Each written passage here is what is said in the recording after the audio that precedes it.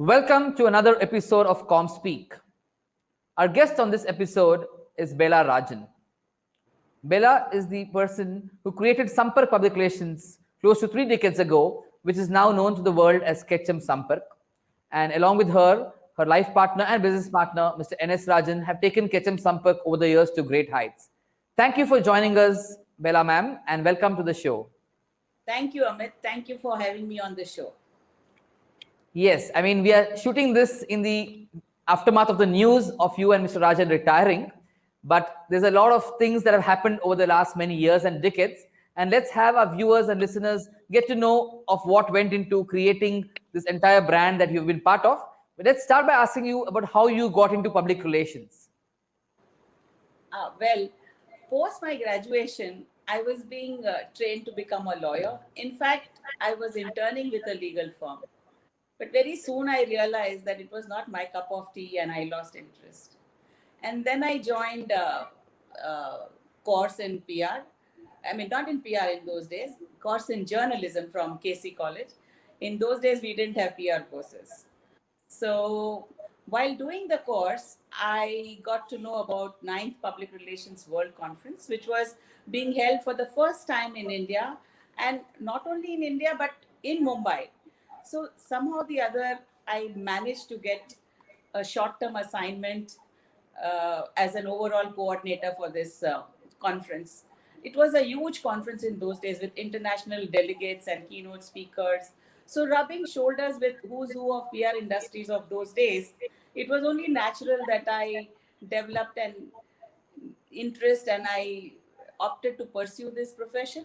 And then there are many things that happened between that time and the time you started Sampark. Tell us about that. What happened after you pursued the program in PR, and how did the whole origin of Sampark take off? Well, I started Sampark in late 80s. I mean, I had twins and more as a part-time venture. Um, in those days, PR was hardly understood by anybody. People didn't know what PR meant. Um, in fact, it had varied perception. Some felt it was talking smartly, and some felt it was accompanying, the visiting dignitaries, taking their wives and their daughters for shopping or sightseeing. Um, I would say that I recollect during our initial years of PR, Sampark, we had a slide presentation where we would, tell the clients what is PR, what can PR do, what can PR not do, what will PR do, and what will PR not do. In fact, in those days, we were marketing more of the profession rather than Sampark or ourselves. Right. So then come 90s and, with the globalization, PR got its rightful place in India. And with the emergence of multinationals, the opportunities for FDIs increased.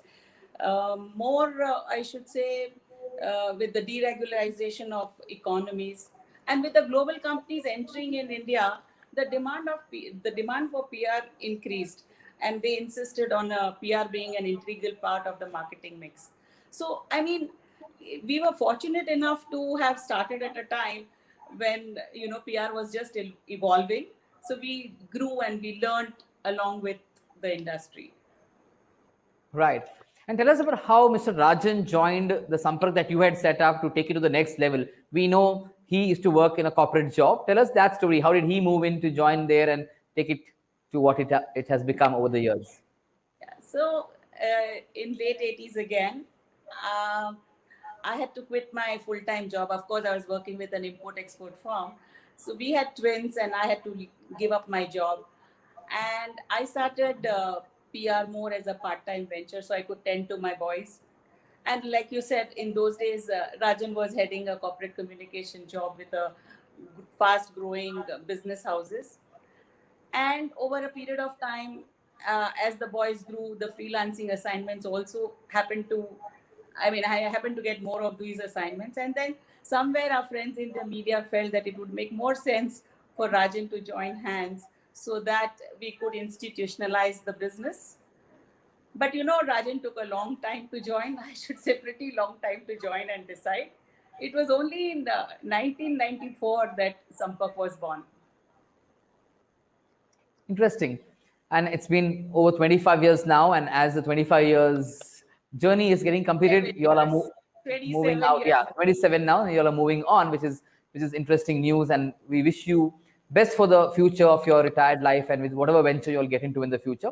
I'll move from the story of the creation of Sampark and Ketchum Sampark to talking about campaigns. I think this program also helps younger people and others get to know some insights about campaigns. So tell us about one campaign that you wish you had worked on. You never worked on it, but saw it from a distance and said, I wish I was part of that campaign. If there's one like that.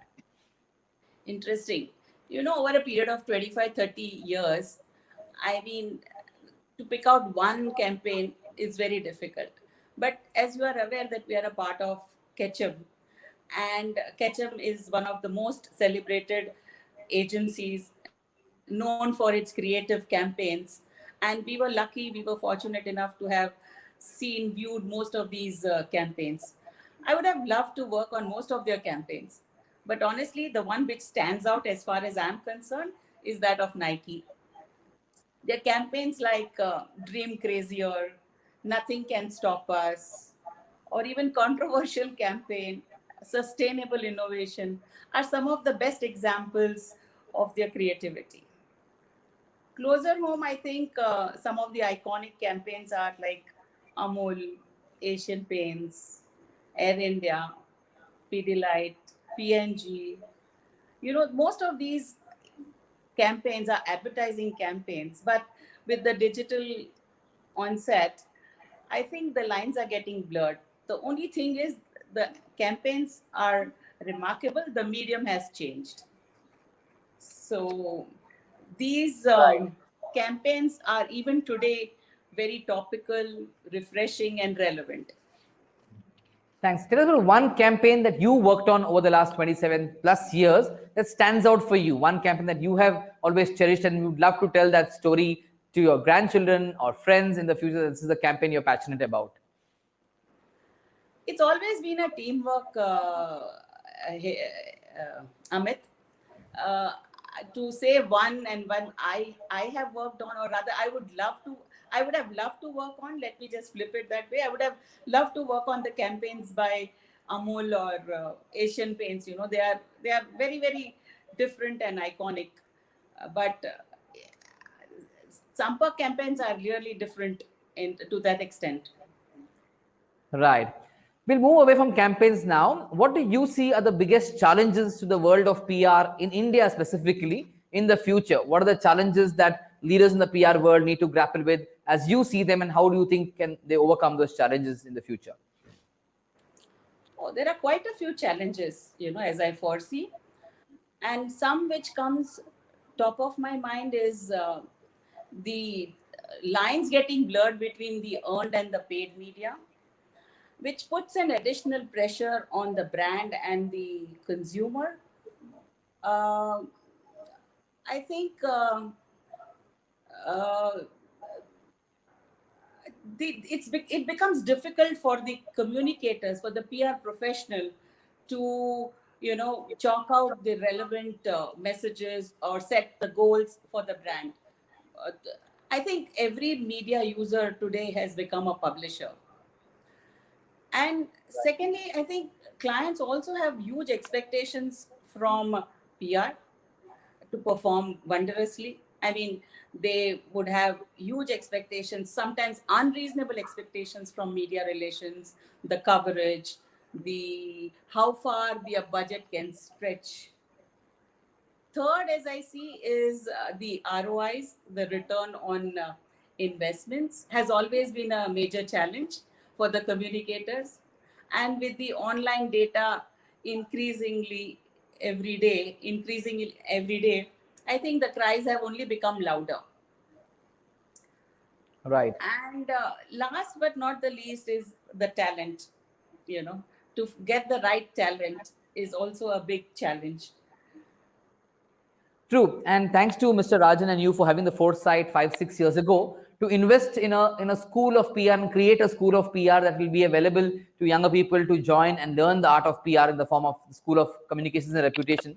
And I've been lucky to be part of that over the last few years as well. And thanks for that. Tell us if there was some specific thinking in your minds when you decided that, hey, we should help create a school of PR for the Indian community of youngsters that they will benefit in the long term. Well, as I told you, PR could be confusing at times. It could mean different things to different people. I mean, the skill sets varies from industry to industry for the communicators. So in some industry, they may feel that, oh, communication and ethics or management and marketing. So, I mean, I think you will often find a practicing journalist or an engineer or a designer or maybe even a psychologist practicing as PR professionals. But having a part of the skill set is not enough to strategize and, become a good PR. So I think transparent and authentic communication will become increasingly important.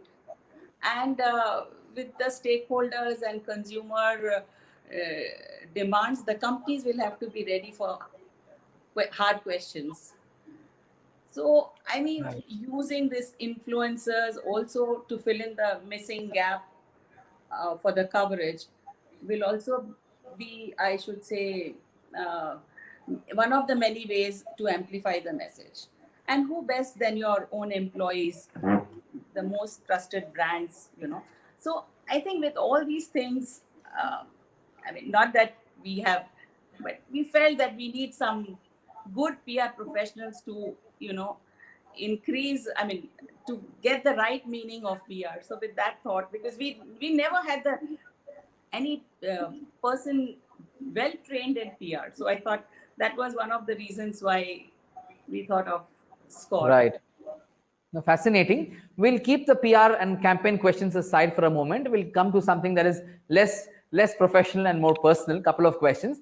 What do you do to unwind? How do you spend free time or leisure time beyond the crazy hours you put in at work? Oh, well, I enjoy cooking. So, I mean, I often find myself in the kitchen. I also love pottering around a bit. I love I do yoga, I do walking a lot. I also sort of travel a lot, both Rajan and I, whenever we try out different cuisines. Of course, I'm a vegetarian. We both are vegetarians, so we try out fusion food and all that. Besides that, I love listening to Indian classical music and Bollywood music, and I never miss an opportunity to sort of attend any of those performances by big artists and all that. So sometimes I find 24 hours too less for myself. Right. This is a question I've asked offline to promoters of PR from time to time, and I'm asking this to you. Most promoters have not had their children join the PR world, and that's fine. Would you advise your grandchildren to join PR, and why? Whatever your answer is, why would you? Yes or no? Look, I think times are changing very fast, and I don't know whether we'll be there to see our grandchildren grow to that age. One is just about 20 days old. I see. Yeah.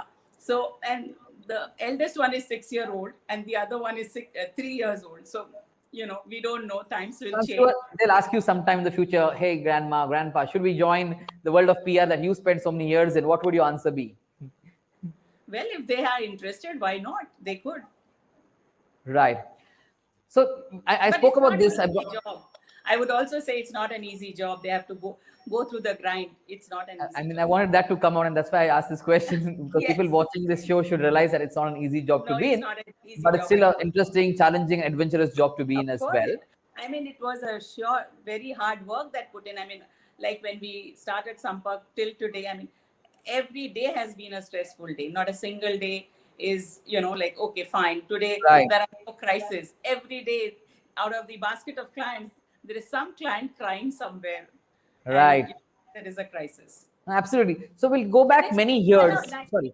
9-to-5 job, Amith, let me tell you that it's not even a 9-to-5 or 9-to-9 job. It's 24/7 because the media works 24/7. So you could get a call any time of the day from the media and on behalf of the client, and the client has to be ready to answer that. Has to be ready with the answer, rather. Right. We'll jog your memory and take you back many, many years, maybe 3 or 4 or 5 decades back. Tell us about your childhood and your growing up years, where you grew up in, how it was to go to school and college, and what led to you choosing law as a career or journalism PR later on. Tell us about that. Maybe there was an influence from your parents, father, mother. Tell us something about that as well, Bela. Yeah, sure. Uh, I was I was the eldest amongst my siblings, and in those days, I think girls were not destined to study beyond graduation, but my parents were very liberal, broad-minded. So my mom was very keen that I study in an English medium school, which I did. So quite often I find myself jumping from my mother tongue into English. So some people feel that, oh, I'm just showing off that I started in an English medium school, but it's not so.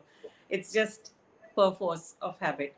So, well, my parents let me study as much as I could, I mean, as long as I wanted to. So I did my law, as I told you. Then I mean, I lost interest. I mean, I didn't find it interesting, and I felt, I mean, I was not doing the right thing. So then I told my dad that I want to get into something different. Please help me find a job.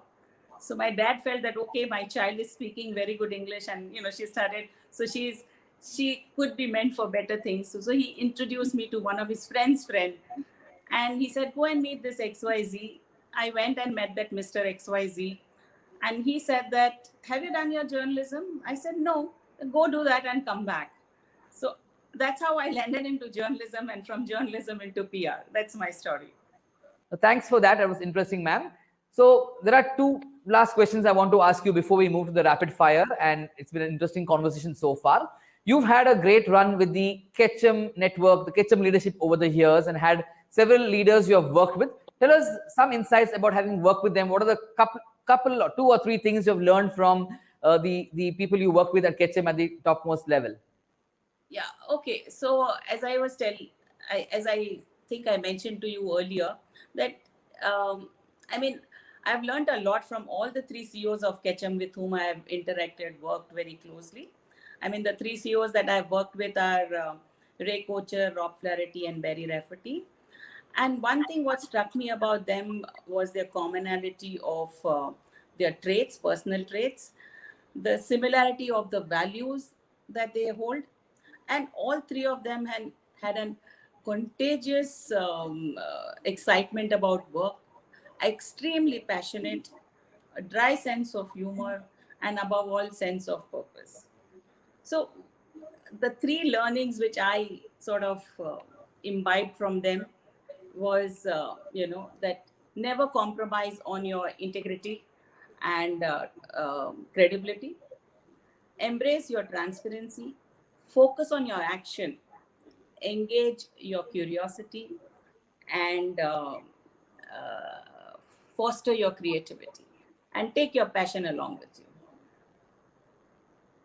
Interesting. These were the three things, I mean, couple of things I should say I sort of learned from them. No, fascinating. As we move to the last question, you already mentioned earlier about how a job in PR is not an easy one, challenging. But beyond that, if there was a youngster who's 21, 22, wanting to get into the world of public relations, what is your advice to him or her about having a very interesting career in the world of public relations? I would say the lessons that I personally learned, however late in my life, but I mean, I should say over a decade of time, right from 2011 when we did the joint venture with Ketchum, are still relevant today. I would say that, the kids, have to not only put in hard work, but they have to be transparent, they have to be credible, they have to sort of have integrity, and they have to have a sense of purpose. They have to have curiosity, they have to have passion, they have to have, I mean, the basic uh, passion for work. And Right. Fair. No, thanks for that. That's helpful. And I'm sure youngsters watching this will pick up these threads and imbibe them in their lives. We have come to the end of the main interview. Like we do with all our guests, we have a few questions to be answered in less than 100 seconds, 10 questions, 100 seconds, called the rapid fire. And we'll have that going right away. What is the one gadget that is very important to you? One gadget. I don't want the brand name, but one gadget that you really can't do without. mobile. Okay. Mobile phone all around. I can't do without it. It has to be there. It's become more Right. than it's more your life than anything else. Right. Tell us your favorite travel destination, one place you love to go back to again and again. Wow, I think, as I said earlier, both Rajan and I, we love to go to the jungles. But apart from jungles and mountains, I'd love to be with my grandchildren any day. So wherever in the world they are, you love to go and spend time with them. See them, yes, see them grow because now, yeah, I want to see Right. them grow. You also spoke of being a foodie with Mr. Rajan. What is your favorite cuisine? One cuisine that stands out for you as your favorite cuisine? Oh, I'm a foodie. I'm a foodie. Anything vegetarian goes well with me. But one cuisine of one country or one location, geography that works for you very well. Honestly, I'm a foodie. You put anything on my plate which is Okay, tasty, I'm going to polish it. done. What is that one brand that you really, really hold in high esteem? Your favorite brand of all time? Tatas. Okay. Uh, Three more things. One is define Bela Rajan in 3 words. Bela Rajan in 3 words. Difficult, but I'll try. It's I'm a hardcore, die-hard optimist. I'm fun-loving, and a little bit of idealistic. An Indian communicator that you admire the most. Well, you see, during my ninth Public Relations World Conference days, as I told you, I've never worked in a proper PR corporate or with any corporate, except for in my initial years, I was with a import-export firm. So Right. I was doing more as a pastime to earn money, to kill my time before, my parents could marry me off. So I have not really worked in a corporate, but that ninth PR World Conference days, I was really sort of awed by Mr. K.S. Neelakantan. Say it again, please. I was awed by Mr. K.S. Neelakantan. I K.S. was Nilakantan. impressed. He's the Yes, communicator that you admire. Okay. yes, And yes. finally, what is your big learning in the last 18 months that the world has seen so much transform? Your one learning for you. Oh, I would say nothing is impossible. And in fact, adversities create opportunities. Right. Thank you so much, Bela ma'am. It was great speaking with you and having a interesting chat, knowing more about you that many of us did not know about before this conversation. Thank you once again, and we hope our viewers enjoy listening to this conversation. And if you have questions on what Bela Rajan just said, you can tweet to her, ask those questions, and reach out to her in the future. Thank you so much. Thank See you, you on the Amith. next Thank you episode. so much once again. Thank you.